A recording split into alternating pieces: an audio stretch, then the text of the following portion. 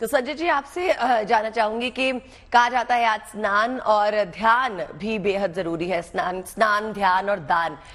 कहा जाता है कि व्रत कथा के साथ अगर आप ध्यान लगाएं तो उससे आपको जन्मों जन्मों का फल प्राप्त होता है। इसमें कितनी सच्चाई है? देखो, ध्यान और मेडिटेशन, योग साधना हमारे जीवन के लिए बहुत महत्वपूर्ण है।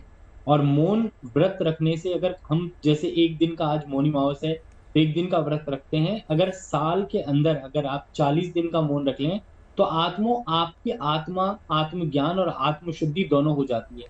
और आज का दिन विशेष करके पितरों के लिए भी, जैसे मैं बता रहा था कि कपिल मुनि के आश्रम तक जो है गंगा जी चली गई, उसके पश्चात जो है तर्पण किया जाता है। जैसा पंडित जी ने बताया, त्रिपिंडी श्राद्ध का भी जो है विधान रहता है। तो आज के दिन जो है पितरों का, जो लोग जो है तर्पण करना चाहते हैं तो वो अपने पितरों का ध्यान करके और गंगा जी में जा करके और अंजलि से जो है जल अर्पित कर सकते हैं। अगर कोई ब्राह्मण नहीं है तो एक छोटा सा मंत्र भी बोल सकते हैं।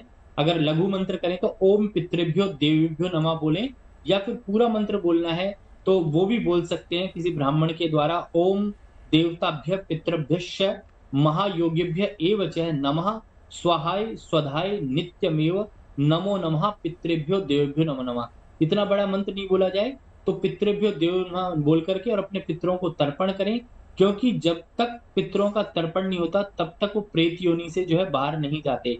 भागवत हमारी कहती है कि भागवत जो शब्द मैंने बताया था कि भक्ति, ज्ञान और वैराग्य और तारण। तारण का अर्थ होता है कि जो आपको तार दे, अर्थात भव सागर सागर से पार लगा दे और प्रेत योनि से उद्धार दे। तो तभी भागवत में जो भी कथाएं आती हैं, गोकर्ण वाली जो कथा आती है, तो गोकर्ण ने भी अपने पूर्वजों को जो है उस प्रकार से तार दिया। और भागीरथ जी का आपने देखा कि गंगा जी को लाने के लिए उन्होंने जो है देवताओं से तक युद्ध कर लिया, राक्षसों से युद्ध कर लिया, और गंगा जी को जो है अपने कठिन पराक्रम और तप के द्वारा, कहते हैं कि उनके उनके जितने भी पूर्वज थे वो तपस्वी थे, सबने तपस्याएं करी, परंतु भागीरथ ने तप के साथ साथ जो है अपना बल भी दिखाया और उसके पश्चात पृथ्वी के ऊपर ये पाप नाशनी जो गंगा है उसको जो है पृथ्वी पर ले आए। और इसमें पूरे संसार का जो है उद्धार हो रहा है।